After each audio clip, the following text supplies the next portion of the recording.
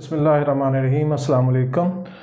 Student problem में हम deal कर रहे हैं वोकैबुलरी सेक्शन, और वोकैबुलरी सेक्शन में जो प्रॉब्लम्स अराइज़ हो रहे हैं स्टूडेंट को और जहाँ डिफ़िकल्ट एरिया है यानी एरिया ऑफ डिफ़िकल्टी है उनके लिए, वो हम डिस्कस कर रहे हैं। तो आज का जो डिफ़िकल्ट एरिया है वो है जी लैक ऑफ कंटेक्स्ट अंडरस्टैंडिंग। हमारे यहाँ आम तौर पर वोकैबुलरी बिल्डिंग के लिए जो है बच्चे ये करते हैं, जो ऑलरेडी मार्केट्स में बुक्स अवेलेबल हैं तो उनमें चीज़ें लेके तो याद करना शुरू कर देते हैं कि इसके इतने सिनोनिम तैयार कर लो, इसके इतने एंटोनिम तैयार कर लो, बुक के ऊपर लिख लो जगह जगह इसका मीनिंग ये होता है, इसका फलाना हो, फिर उसको बाकायदा मेमोराइज़ करने की कोशिश करते हैं। लेकिन ये जो है बहुत कम लेवल तक, बहुत कम डिग्री तक जो है समझ लें कि ये एफ़र्ट जो है फ्रूटफुल होती है। अदरवाइज़ जो है ये बाद में पता चलता है, बच्चे इतनी मेहनत भी कर लेते हैं, चीज़ें आपस में मिक्स हो जाती हैं और वर्ड चंद एक बस समझ लें तैयार होते हैं, बाकी सारे जो हैं वो दाएं बाएं हो जाते हैं और ज़रूरी नहीं होता कि उधर वोकैबुलरी कौन सी आनी है।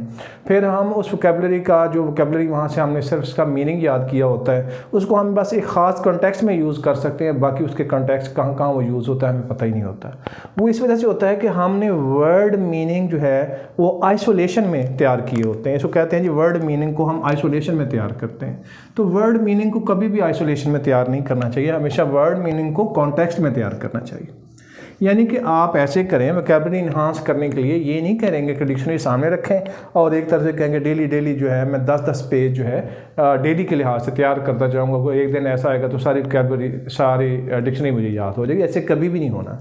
तो कॉन्टेक्स्ट में हमें चीज़ें देखनी होती हैं, उसके लिए बुक रीडिंग जो है सबसे अहम बात होती है कि आप जो है अपनी वोकैबुलरी को इन्हांस करने के लिए अपनी इंटरेस्ट की बुक्स पढ़िए, अपने ही फील्ड की बुक पढ़ लीजिए।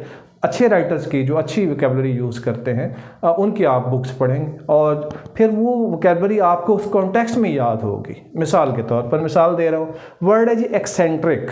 एक्सेंट्रिक का मतलब क्या होता है फ़र्ज़ करें हमें नहीं पता, ठीक है जी, लेकिन कॉन्टेक्स्ट से हम इसका भी हमें अंदाज़ा हो जाता है और फिर पक्का याद हो जाता है। मिसाल के तौर पर अगर ये सेंटेंस लिखा हो तो she wore an eccentric outfit with mismatched socks and a bright hat.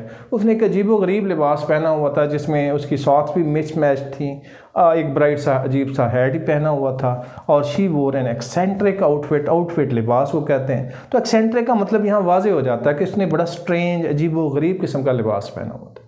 तो अब जब हमने ये सेंटेंस पढ़ा है किसी कॉन्टेक्स्ट में, तो अगर हमें एक्सेंट्रिक का मतलब भूल भी जाए तो ये चीज़ें एसोसिएट हो गई हैं जो कि इसमें उस लेडी के साथ, तो वो वाक़या याद आ जाएगा कि अच्छा जी वो फ़लाँ नावल में, फ़लाँ पोइट्री में, फ़लाँ शॉर्ट स्टोरी में हमने ये सेंटेंस पढ़ा था कि उसने बड़ा अजीब-ओ-गरीब लिबास पहना हुआ था और उसको राइटर ने एक्सेंट्रिक आउटफिट का नाम दिया था। तो कॉन्टेक्स्ट में चीज़ें आपको याद रहेंगी। सी फॉर एग्जाम्पल दूसरा वर्ड हमारे पास अबोरिजिन, हमें नहीं पता फ़र्ज़ करें इसका क्या मतलब है, तो हम पढ़ते हैं the struggling building was a fortress of Aboriginal world, कि ये जो बिल्डिंग जो है जो हालात से लड़ रही थी और कदीम बिल्डिंग थी, तो ऐसे लग रहा है कि ये अबोरिजिनल वर्ल्ड जो है उसका एक किला थी किसी ज़माने में ना।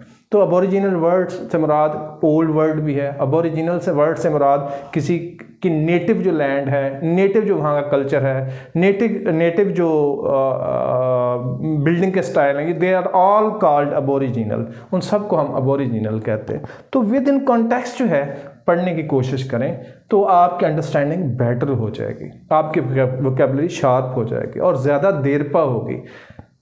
Once again, never try to remember or memorize word meaning। Difficult area है और ये आइसोलेशन में हम इसे करते हैं और ये एक्टिविटी एंड में फ्यूटाइल हो जाती है। Always learn vocabulary in context। Thank you।